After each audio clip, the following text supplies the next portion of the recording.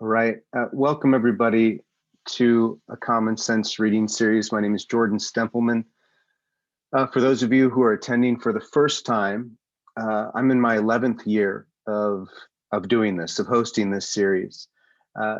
And I went back through the archives of all the past events, and it looks like I've hosted roughly 75 events, readings in those 11 years, and that adds up to over 225 poets. So this has been a long-term thing that I never really considered would last this long, and I don't see it stopping anytime soon. So thank you for supporting the readers tonight and for supporting the series. This virtual format will remain for the rest of 2021. This is the last reading for the spring. I'll start back up again in the fall, and then in the spring of 2022, there'll also be virtual readings. But I'm thinking of perhaps keeping this virtual format or having some virtual readings for as long as I continue hosting the series. It's been really great to bring in people who might not have been coming through Kansas City, as that's how I would typically generate readers. So along with local readers as well, like we get to enjoy tonight. First of all, I want to say this event was made possible by generous contributions from the KCAI Campus Gallery and the Creative Writing Program at the Kansas City Art Institute. I have posted recordings of these past virtual readings from the fall and the spring to my website, and I'll go ahead and post a link to the go ahead and put it here. Let's see here. I'll go ahead and post it here in the chat. So if you want to check out some of those readings, some great readings that took place in this virtual format. So before I introduce tonight's readers, please know that I've reserved time after the reading, 10-15 minutes or so, for a Q&A with the readers. So please feel free to type your questions into the comment box, into the chat. I'll go through those questions and present them to the readers. Feel free to use any reactions, emojis, or to comment on the readers as they read as well. So we'll get started. Our first reader tonight will be Robert Brown, followed by Chell Navarro. Robert is a poet and a multimedia artist, a fellow graduate of Columbia in Chicago, where I went to school as well. He works in the foundation department at KCAI. His poems have appeared in Chicago Quarterly Review and the Kansas City Ballet Educational Materials. He is a writer at KC Studio Magazine, and I'm really excited to hear his work tonight. Please welcome Robert Brown. Thank you so much, Jordan. Can you hear me okay? I can hear you great. Great, wonderful. I'm really honored to read in this series, and I appreciate the invitation. My first poem is titled, And Then. And then, music fell around me like a plastic casing. I was mesmerized, and I was mesmerizing, ghosting in the dark of love's quiet, love unrequited, the most popular love there is on this brief spinning planet. 10 years later, small birds transform the sky into a paste, flitting back and forth. I stop to feel the earth beneath me, flex my toes. I am trying to remember what it is like to feel grounded. Scratch that. I used to believe that if I loved him with all of me, one day we would share a kiss. What? The fire took, the wind returns, again and again, this constant remembering. I want so badly to stop believing in fake systems. But like the heart that pumps blood through the body, belief takes what it wants and leaves the rest in the dust. One day, my heart will have its last hurrah, and I will be the dust. Isn't it sad to say I hope I have kissed him? Held his lips to mine like a translation of a book I love? In high school, I hung around his golden curls like a moth possessed by ghost light. There is something kind of beautiful about the way even a stone may blossom into green, or how there can be no hawks in the sky, and then suddenly there is an impossible number of hawks high above the river, a terror over water. Isn't it funny? We are not the only translators. I am speaking of birds, as it seems they are speaking to each other, music being language. A plane flies above the river. It flies into a dark cloud of rain, like it could be vapor or a whale submerging in the sea. Two geese passing low over the river in the opposite direction, disagreeing loudly about what, I cannot tell. Transform the river into a new thing, distillation of fog. But hey, enough about the birds. I am just playing dog.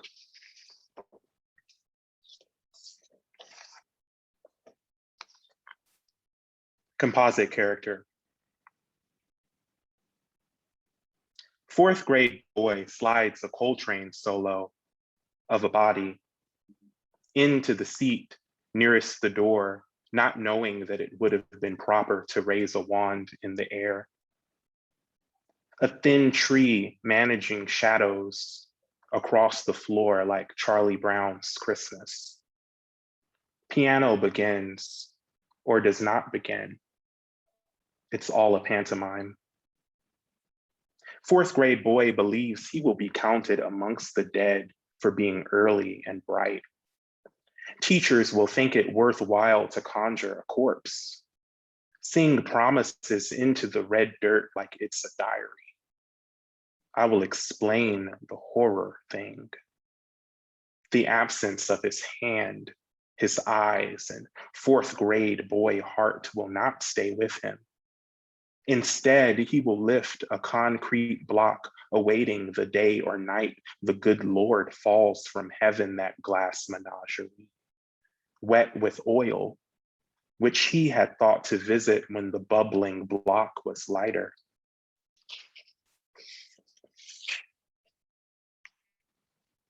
This next poem is titled Snow, and it continues with this sort of character and image and the sort of sonic representation of fourth grade boy. Snow. Snow. The powder did not stick to the stick on the ground, the awkward ladybug below, or on the ground. The ground was wet, and cars passing spilled paintings from their back doors. Undone paintings, paintings that had trouble fitting in on their respective canvases. No real lungs, you see, and needed lungs to breathe. So they spilled onto the ground in order of period, out into the snow and mated passionately with the snow, and the snow gave new paints with the potential for taking breath away. Snow. This rectangle was all white once, all snow with nothing but glass underneath. Beautiful. Then 4 fingers slid a wide U into the center. From the top left, a courageous dive, wobbly line, upward sag. 4 new fingers, maybe not quite as cold. Add 4 new letters in cursive. a fag. The snow is a fag? Is that why fingers wiped it out to make new spellings? The snow is magic still. The snow is not afraid of little fingers with meaty sacks attached at the wrists. The snow is made of water too, mostly. The snow is a brain. Emily Dickinson read all about it, said the brain is just the weight of God. Snow. We passed by the bus stop where members of his ensemble wrote TTS at DePaul onto the brick wall. There is snow in the crack of a brick. It's so small, it's hiding its gender. Water. We pass the snow, even as it kisses our faces affectionately, cleaves to our legs, crying as we march on. Snow is so, and also, sometimes I want to take of it because it takes mere to die.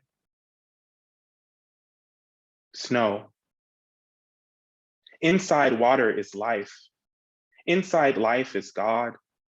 Inside God is love. Inside love is pain. Inside pain is memory. Inside memory is a birthday cake around which stand two women I love, alive and taking care of children who grew old and had their own. Inside a birthday cake is chocolate. Inside chocolate is milk. Inside milk is water, 87.3%. Some water is snow. Fourth grade boy plays out the window too much. His teacher writes somewhere in red ink, like she's building too much from thin air.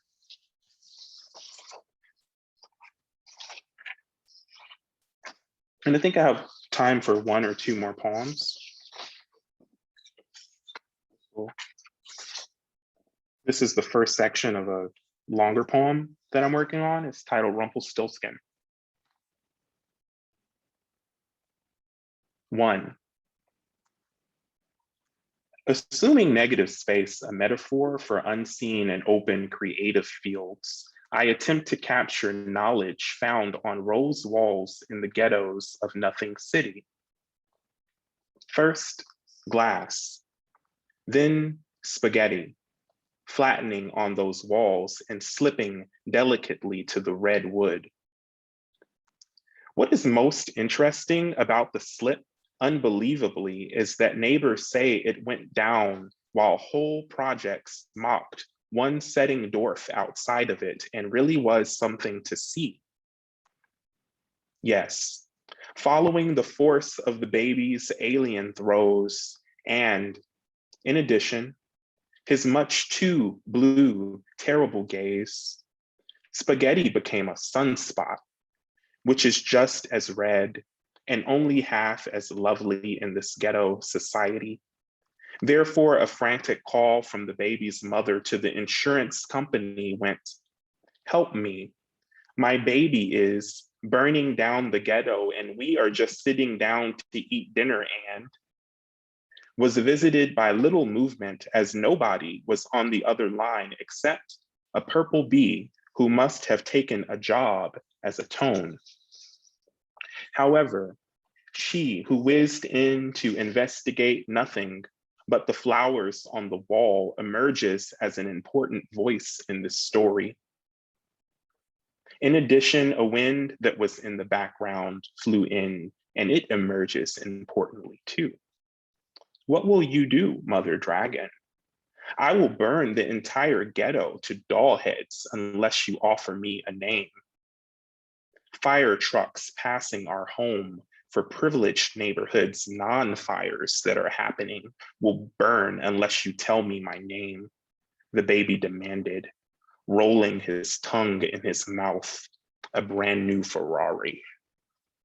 Please understand, Mother Dragon was a patient woman, but called him a doppelganger after offering the 999 names which she graphed, sang, presented through interpretive dance, conjured on the vision board, siphoned from Mozart's musical compositions, and more. "That is not my name," the baby would simply say after each one. She began again. "A name is not that crucial. Give me a break, please, you arsonist baby."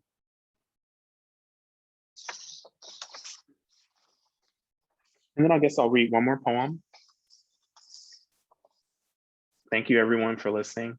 Thank you for your time. This is the illusion that is with its costume on. 1. And it's a serial poem, and all of the sections are clearly identified, even in the reading of this poem. The illusion that is with its costume on. 1. A. Different sizes of wood. Around them rooms that are to be. Clean dust, kid. Folding sonnets into birds that do shit on set. Birds with 14 wings that are not patient at all. B. What's in stress mean? Oh, wiry appendages of the everyday beam from dinner bells, fireworks, wherever one on the grand proscenium sees personal face become the great repetition. There is one who knows a little pink oil to slide the patient tin man forward to make him a pink house. C, of equipment, red high heels list with pizza on them, a wedding dress with pearls stitched, sudden as the flash of emerald upstage, he, the actor, hears a voice say, "Give them hell." So he questions, is this real? If you must break the fourth wall to give it to your audience, the illusion that is racing with its costume on. 2, A. If you remember something ancient recalls, whether it is or is not the Lord on your side, the reddest fabric, smallest gels, wonderfully executed wonderfully pathos. B, you don't love me as much as you say. You don't love me as much as you say. You don't love me as much as you say. You do, because if you did, you would say something natural, or the complete works of William Shakespeare abridged. It's obvious. Smoking dense cigars with an owl out back is a bad way for literature to go. I will always be. For you is the subject. You is a sonnet or a pun chickened out. C, one day I will be forced to tell the hardest stories of my life, because I know those will be the stories with the most love. The easy solution is to affirm that that day is not today. But then what is at stake? Not the whole world. And if the whole world isn't at stake or isn't affected, I will pout and not take any deliverance from anybody. Here, bow. It is your bow. It is your bow. If I could, I would wear it like a shape. To frame and collapse, exit the illusion that is with its costume on. Thank you. Thank you so much, Robert. That was an excellent reading. Thank you. That was great. I have some questions for you after we hear from Chell, and maybe for both of you. We'll see how that dovetails. So our second reader, our final reader of the evening is Chell Navarro, Chell's a poet and a founder and EIC of Savage Toper Poetry. She's the author of Don't Shoot the Augury, The Fetish of Maud Tatum, as well as her most recent collection, Sister of the Heath, which was released the week the world shut down due to the plague. Her poems appear in Bear Review, Sprung Formal, Lily Poetry Review, and forthcoming in Got Too High, an anthology on addiction. Navarro works freelance as a writer and copy editor, and to afford her lavish lifestyle as a poet, as a personal shopper for Instacart. She looks forward to the day she can once again hug the Lawrence tree in the Sangre de Cristo Mountains of New Mexico. Please welcome Chell Navarro. Hi, can everyone hear me? Yep.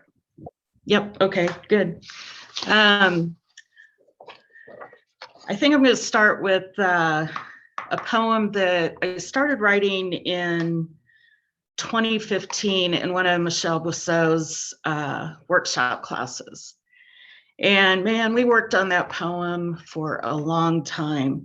And one of the last things she said to me when we were discussing this poem was, go back and read Wordsworth and Above Tinterney Abbey.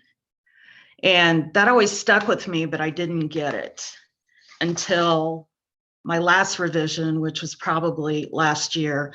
And Bousseau is always in my head. Like every time I revise, she's always there. So this poem I dedicated to her. And it starts with a Wordsworth quote from Tinterney Abbey. While with an eye made quiet by the power of harmony and the deep power of joy, we see into the life of things. William Wordsworth. Lines written under the canopy of the Lawrence tree. High above Taos in the Sangre de Cristos, I lie on a bench at the ranch, gazing up through the pine branches as the noon sun splatters on the ground and bounces off the bark, scored by wind and age. The light, a halo gold dust, swirls through the twirling limbs, the breeze a thousand sighs in the seam of light and shade, breathes through as I breathe, like the tree I carry inside me, the same growth and all that decay. I have fallen into a daydream scar left by a frond or some leaf of a poem. The lines will live on as a different union of words long after I have gone.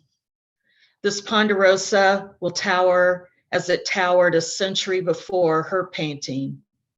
O'Keeffe lay on this bench, under this pine that she claimed as her own, all those nights contemplating how the top of the tree reached up to brush the stars. The pine itself seemed to proclaim, I am your God. I lie here, dappled in the sunlight, waiting for a sign of my own. Watch a magpie alight on a branch above me. Listen to it call out someone else's name. Okay, now I'm going to read some of my work from Sister of the Heath, which did come out last year and has been waiting to be heard or to be read.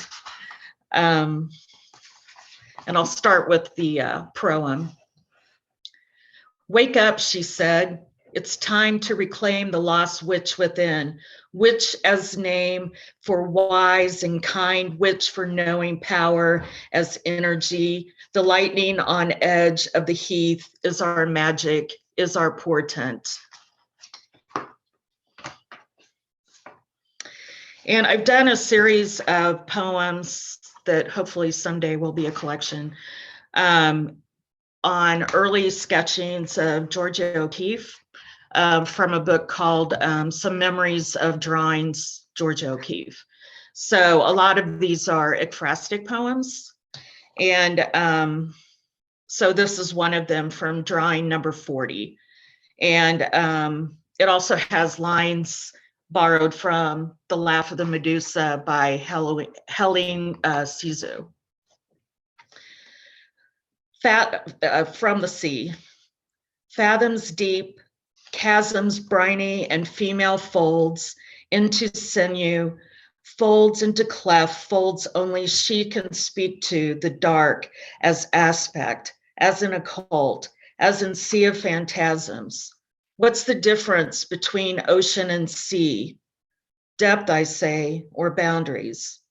A world all our birthing manifests no longer, manifest these waves, these outbursts. I am not a victim. I am a Medusa fresh out of the sea.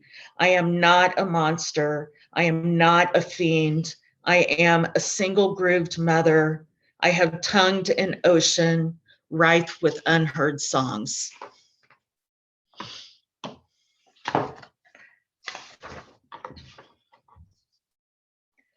And then I was fortunate enough in 2014, I think it was, to meet Adam Zagajewski, can't say his name right now, at Rockhurst College. And it was actually me and Brian Clifton went to like a poets talk he had, and it was only me and him and Robert Stewart. And it was so amazing. We spent like an hour and a half just talking about poetry.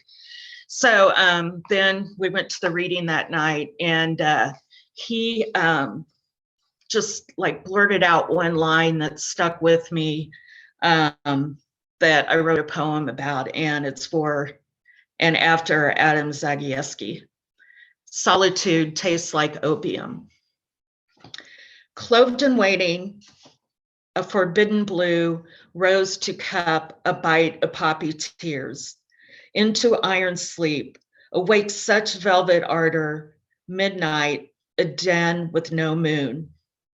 My Assyrian dream floats on trails of smoke, so lucid, quite what flying must be. Fluent myrrh tars exquisite flowering Asia, lulls me toward alone. I arrive home and taste some spoonful of another self, and laud the bitter bouquet.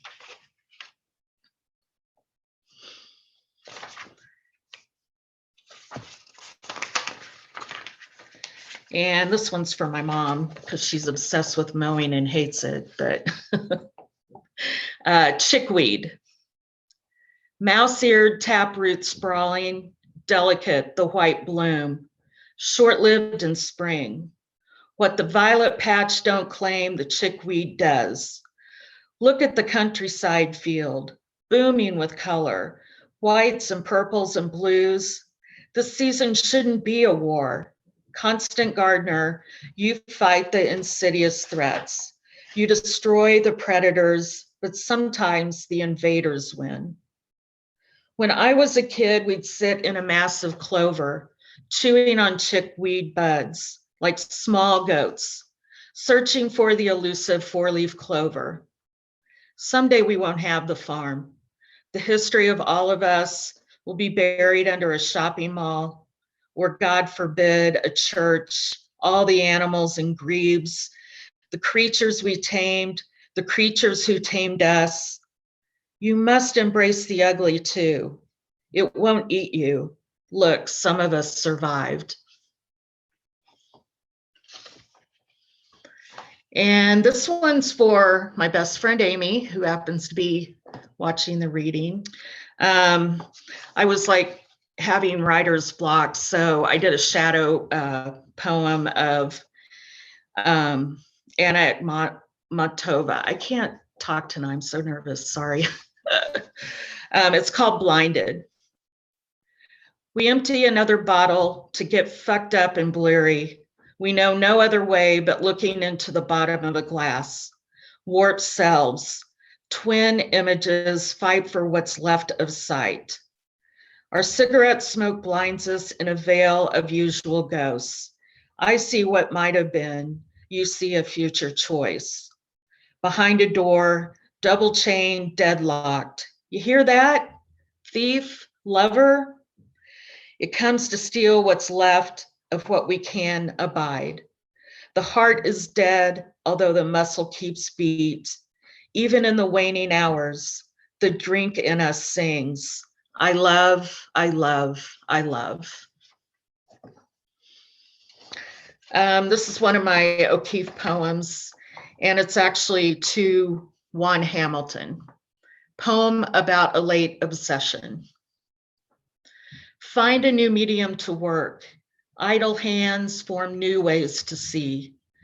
The flywheel throwing New Mexican red clay in my hands, smooth his hands, smooth, cool glide, quickening his breath, warm at the nape of my neck, his arms around me, guiding my desire, a vessel of rough work, spinning near the end. Remain, stay relevant. This one's called Wick Tongue. The secret to invisibility you don't find until you pass 55. It's a superpower gifted to the crone from the Great Mother, which means wise in the oldest tongue, means the oldest language of the first men, and woman because our infinitesimal in a world of men that holler. I can tell you things I've done in my unseen state, but how do you spell tongue in the mouth? This is a short O'Keeffe from Blue Lines. It's a 1916 sketch. One blue line. It looks like rain. I can smell it coming far beyond Wheeler Peak, out on the high desert plain. A lightning rod cracks open the monochromatic night. I can no longer get along without blue.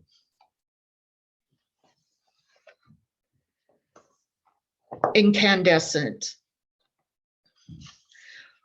Rattled death, the absence of a pulse. This is how you left.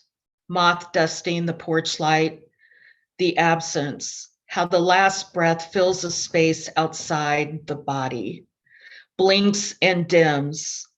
The soul escapes with a tink of the tungsten filament. The dust of moth wings cling.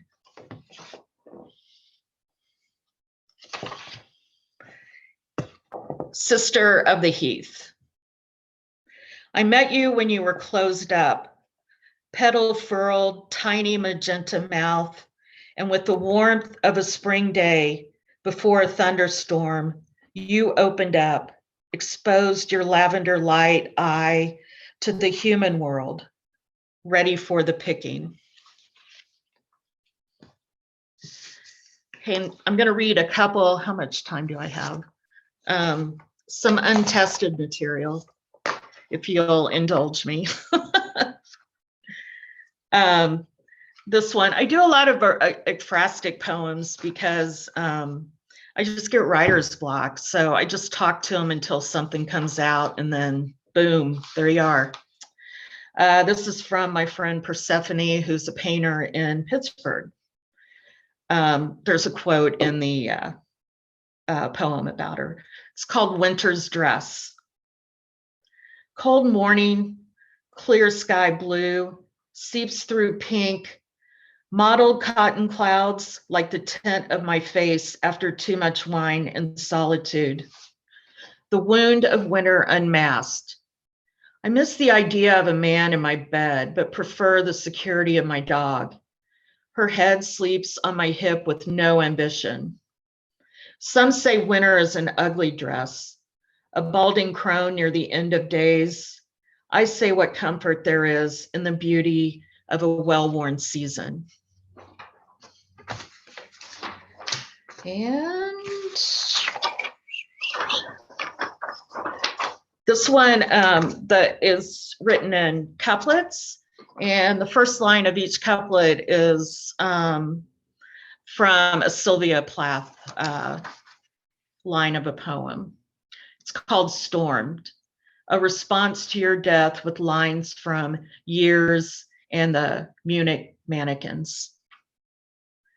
The snow has no voice. the final silence, death. What is so great in that but a shunning ignorance? Dying to fly and be done with it? Dear sister, that was your ride out on a horse as you crowed. Stars stuck all over, bright, stupid confetti. You talked about shooting stars with a gun, and all I heard after were the beat of hooves and a whistle of distant wings, glitter like falling snow.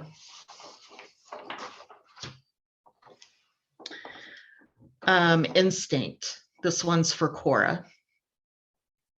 It's the way we reveal ourselves with urgency to fit in. You pick the rarest of companions. To no one you can understand the destruction of isolation. We walk a garden path as you talk in melodious cursive about a lifetime of springs condensed into one season. A concert within the fauna of lilac, peony, honeysuckle, the bee's work with its strangest of cohorts. Okay, and for National Poetry Month, I've been trying to write a poem a day and then post it on my First Drafts blog, but I haven't necessarily written a poem a day. But I'm going to read a couple of them, if you don't mind.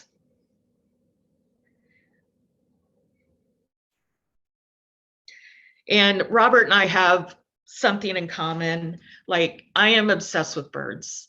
And I notice a lot of birds in your poetry and the snow too. But so I have a couple about birds. This one's called Eurotrash.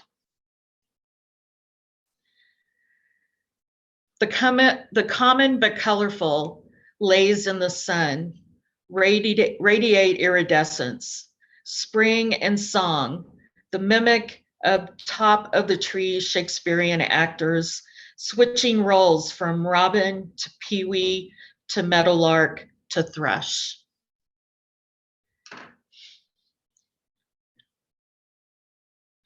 Oops, going the wrong way.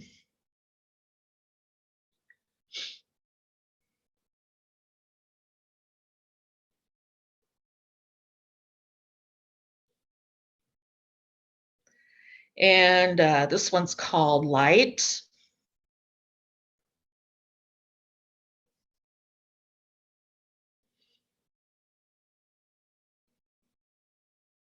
Sorry, this isn't working the way I thought it would.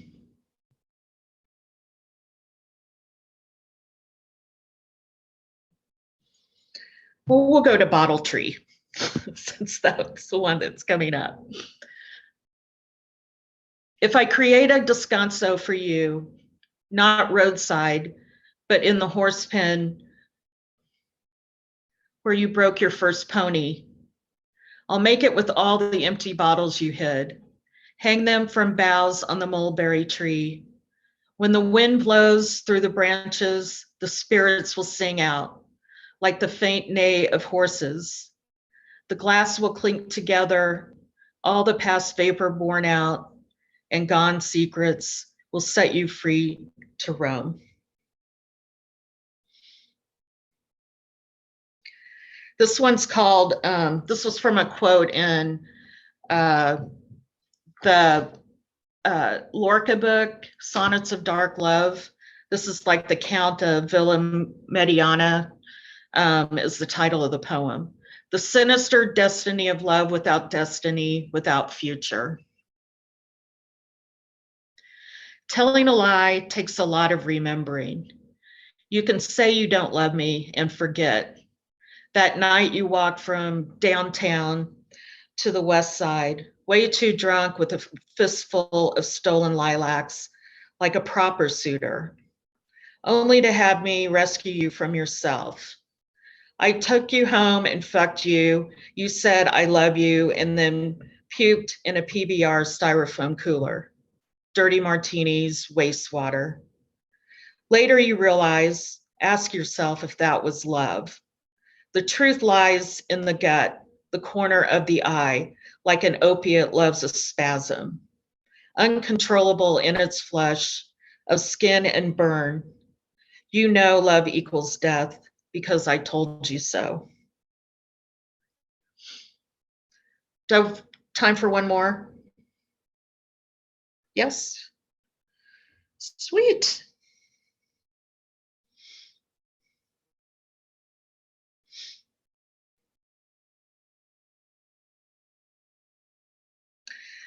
Body. I'm also obsessed with lilacs. You're going to find out all about my obsessions. And I was doing some research on lilacs, and they actually, if you go to old country homes, you'll find them kind of in a grove. And one thing they used to do is when a baby was miscarried, they would plant a lilac tree over it with the placenta underneath too. It was also used for outhouses, but weird Americana stuff. It starts with the G.C. Waldrop line, I am prescient as a lilac. I've known you long before I was miscarried, long after I died. I lived as the roots of you. I am beauty, a bud mothers mourn. Plant me a grave that grows. I am delicate, a tar no one can miss. Press me between pages of old poesy, hues of bloom, the blood purple of placenta. I divine under the full pink moon. Remember me as the lost child. I see what I am, the first sign of spring, but short-lived. Drops of dew rest on the petals. Wish me to be a wine. Thanks for listening, guys. Thank you, Chell. Thank you so much. That was great. I want to, again, open up, 10, 15 minutes to questions that people in the audience might have. I know that I have maybe some questions too, and I can get started. I don't see anything at this point, but I'm going to go ahead and add some spotlights here, so we feel like we're in the same room together. There we go. So hopefully we're all there. Well, let's start here. There's a question in the chat from Aiden, and it's for both of you all. Could you just talk about your writing process? I mean, Chell, you talked a little bit about using ekphrastic poems, using an image that exists, or using something to then write about, right? But how do you start a poem, and how do you know when it's finished? So if you want to start, Chell, since you just, maybe that's kind of fresh, and then we can go to Robert. But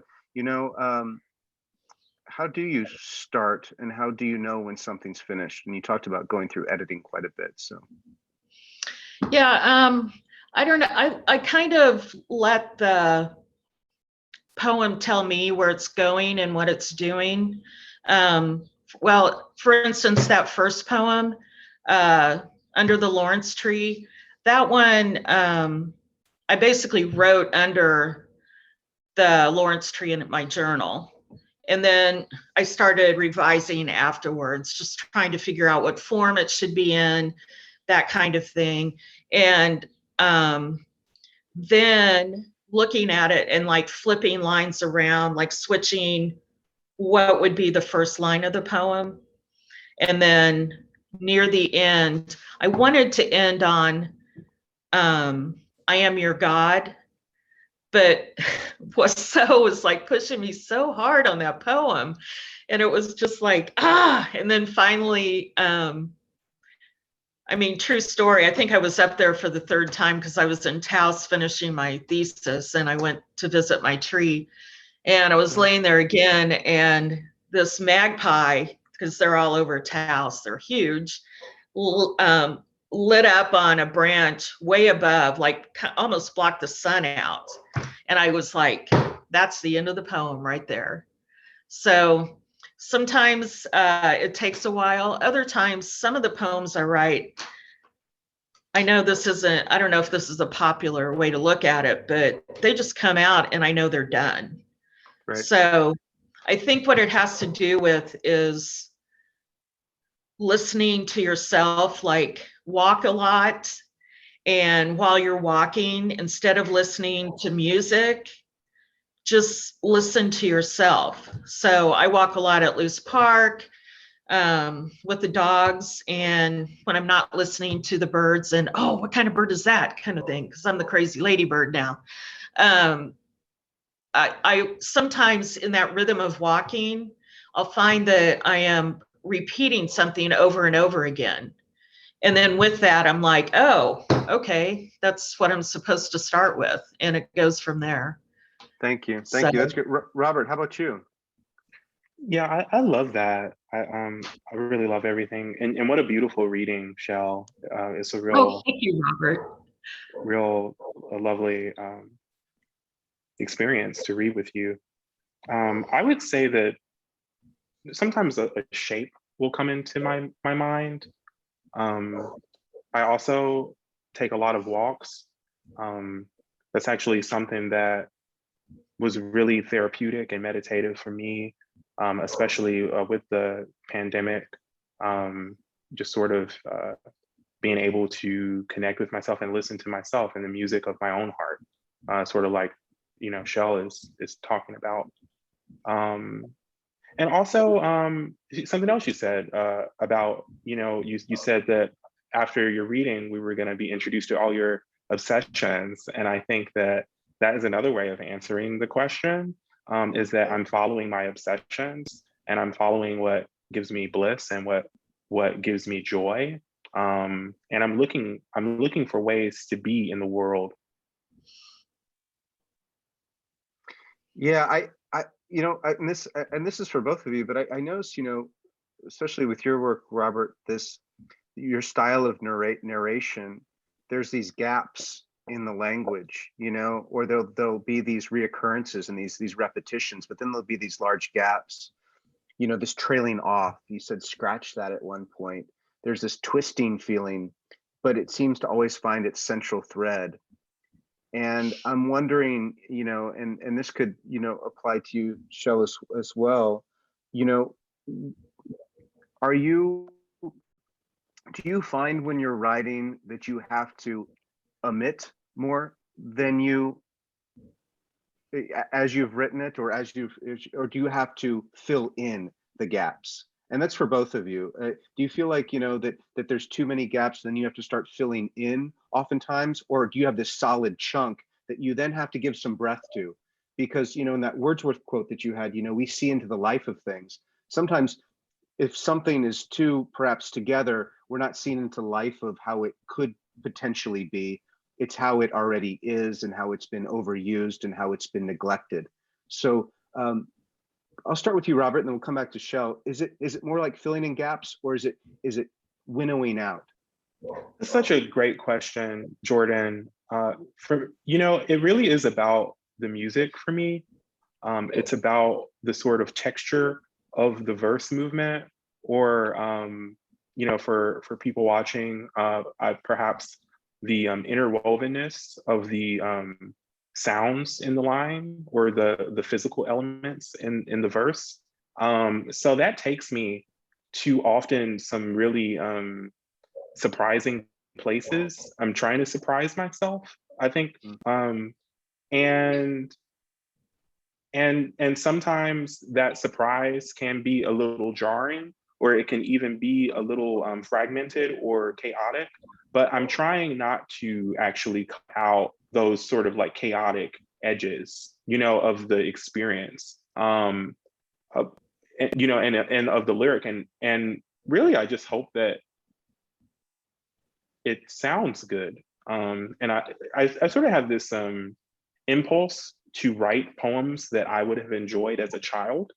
And so that sort of is one of the reasons that fairy tale enters into my work, narrative, and these characters and these sort of images that are sort of like coming into, like, moving toward their own like formation, their own like personhood and sound. And I think that it oftentimes, especially with the work with characters, it becomes about trying to honor that character and really, and this is like a really deep way of, and maybe, you know, it goes to what you're saying about the detour, but you know, I think it really comes back to me trying to honor that impulse to love myself and to love the writer and the reader that I was as a child. And so you can blame, you know, like the 14-year-old Robert or 10-year-old Robert for whatever. I think it's fascinating. Speaking backward to yourself as audience is a really interesting way of kind of listening in or addressing. That's fascinating. Chell, how about you? Is it piling things in, or is it you've got all the clutter in the room and then you have to start to weed it out so you're not maybe too close to the subject? Yeah, first I have to tell Robert that I really do enjoy that narrative style that you have, and that part where it kind of fragments off and is a little bit chaotic, but I wish I could write like that, because even like your parts of litany in there and the repetition, it's like it's real. It's like, you know, what a person like thinks without having to like do surgery on everything to get it on the page. You know what I mean? So I really like that quality, especially in snow. Snow, that's another one of my obsessions, is writing about snow, but you did it very well. So I thank you for reading with me. As far as like so when I first like blah out a poem, then I have to go back, and that's kind of when I start cleaning up the language, or making more interesting choices in the language. Like for instance, in that lilac poem, I wanted to choose a few like archaic words like poesy, and because it's the lilac is such an old-fashioned flower. And you know, I can see, I have in my Emily Dickinson collection, I have lilacs smashed between the pages there, you know. So I wanted to kind of like make that choice in the language with where the poem was going. So and sometimes I'll read over it and it's just like, you think it needs so much, or I think it needs so much, and you know, I'm about to give up hope, and then all of a sudden I realize all it takes is maybe one line to like invent that shift in the poem that's going to completely change it or clarify it for the reader. Like what I'm reading, I know, but I haven't put everything down on the page. And I don't know if that's just a fear sometimes of what I'm trying to really get out, or just an unawareness of the reader. So I always try to think back to who's reading this and what are they going to get out of it, I guess. Yeah, it makes a lot of sense to me, like not having that experience you've had in the composition of the poem or in the headspace. You know, that I think that's a really tricky part for a lot of writers, not only poets, but also, you know, prose writers as well, is that because you've seen it or thought it or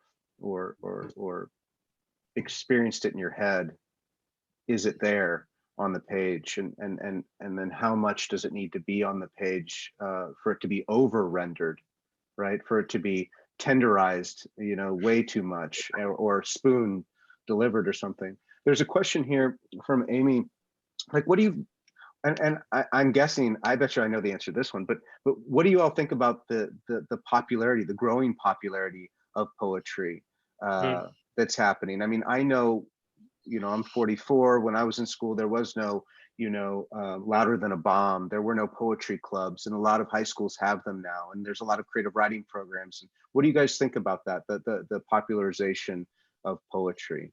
Chell, you want to start with this one? Then sure.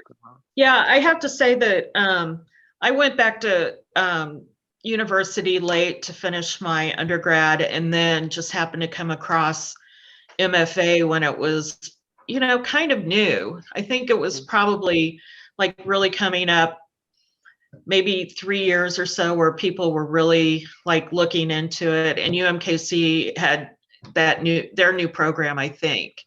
So the thing that I'm astounded with now is the fact that, so, I mean, I do social media, so on my Twitter feed, it's mostly like poets, and I cannot believe how many people are writing poetry now, you know? I think it used to be, what was the percentage, like less than 11% or something of people read poetry. That was when I was in school. And I think it's just growing and growing more, you know? And I think that's fantastic because, you know, we need more readers and we need more poets, and poets read. So it Right. kind of like goes all together, I guess. Yeah, Robert, what do you think? Well, I think it's great too, Chell. And, you know, I think that the conversations that come around it are also wonderful about equity and, you know, which voices are celebrated and which ones perhaps are not. And, you know, I think that with like poetry, it enables us to say the unsayable. It enables us to speak to things that you're not able to say in your everyday language.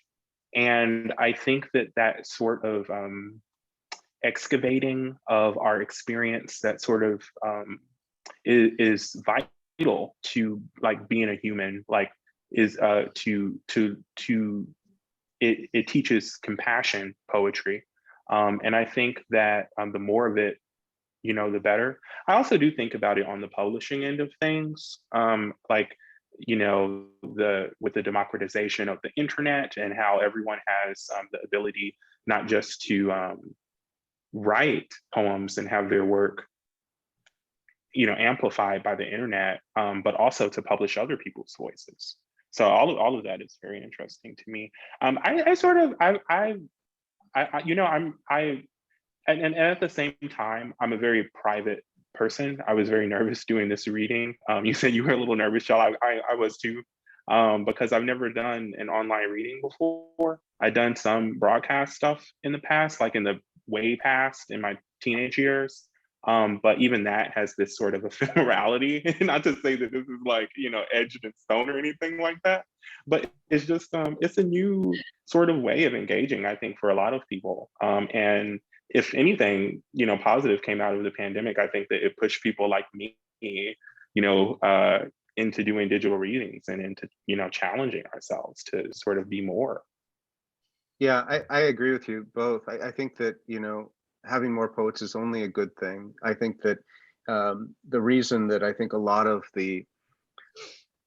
um, the gatekeeping, you know, the siloing off of poets, the protection of the art was because there wasn't enough to say that there can be more, and that there can be more voices. And I think that poetry just lends itself to the contemplative mind of what, like you said, Robert, to be a human being, and what it means to develop empathy through language, and how to articulate, you know, the feelings that we have to the brain that we're given.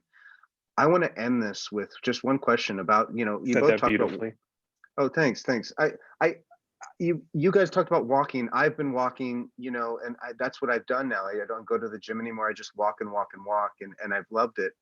And I want to think about something, not thing. Let me be more articulate there. What if you could think of one or two, either books that you've read, or if it's a film or a series that you've watched that's gotten you through this pandemic, that you could recommend to other people, something that really was spellbinding to you, or that was generative to your writing, or anything. Can you think of maybe one or two things that you could, you know, pass along to our audience tonight and share with them? And Well, I can tell you that, like on the, yeah, at the beginning of the pandemic, I was just going through all my books again and kind of reading, like slowly the people I've read before. But one thing I came across that really helped me as an older woman now, I went back to Adrienne Rich, and I really started reading some of her essays, and they were very striking. And so once I started writing her, then she would pull off on a thread, and I'd go to Virginia Woolf. And then from there, I would go somewhere else. Like one was Anne Sexton and Sylvia Plath, who I hadn't really read, like their deep cuts, maybe in everyone's read Ariel or whatever, but like to get into the deep cuts of those books and really see what they're doing with language and what they're saying about feminism and that kind of thing was really, really opened my mind to how I was going to start writing more poetry, because I got to get off death. A lot of it has been with the good luck. Good luck with that. Yeah. Yeah. Well, just the another obsession would be the deaths of my sisters. Like in the last, in the last 8 years, I've lost 2 sisters to addiction issues. So, I'm always like revisiting that to try to articulate maybe to myself or something about the death of it, Yeah, So yeah. I've tried to move on from that. Have you read Victoria Chang's collection Obit? Not yet. I just saw it. Oh, I just started it. It's fantastic. It's about her parents who died, father first and then a few years later, and she uses the obituary form to talk about the other things that died. Oh, wow. The chair that her father lived in, or that he sat in, or her own contemplative mind or something. It's really just a fascinating, powerful book. So I'm sorry I'm keeping you back on the death track, but No, I will tell you what I am obsessed with right now. I heard that's excellent. Yeah, the Frank sonnets. Oh, I actually messaged her last night after I finished it for the second time, just to tell her I feel like we live parallel lives, and that's what I love about finding, someone that you can connect to on that level. And I hope that my writing can do that for someone else, especially with the addiction issues and stuff. And that's what I'm kind of working on now. But let's hear from Robert, because absolutely, yeah. Robert. When I get nervous, I talk way too much. No, this is what we're doing here. This is great. Robert, how about you? I think I've found a kindred spirit in you, Chell, because I do the same. I'd say Shakespeare, especially knowing that students, will be seeing this. Shakespeare is just Shakespeare, and not only and I've been reading and rereading some of the plays and also the sonnets. That's sort of like an active thing for me, especially if I'm writing, if I'm in between writing. That's always something good to flip through. But not only to read poetry and anything that you can get your hands on, but also to memorize poems, I think would be how I answer that question, because it's so I think a lot of memorizing poems, it isn't maybe outside of the poet performance world isn't really seen. I don't see it that much, and I think it's so valuable to be able to sort of have a repertoire of poems, monologues, scenes from great pieces of writing, and to have that in your body is something I would recommend. Yeah, I think that's great. There's a video poetry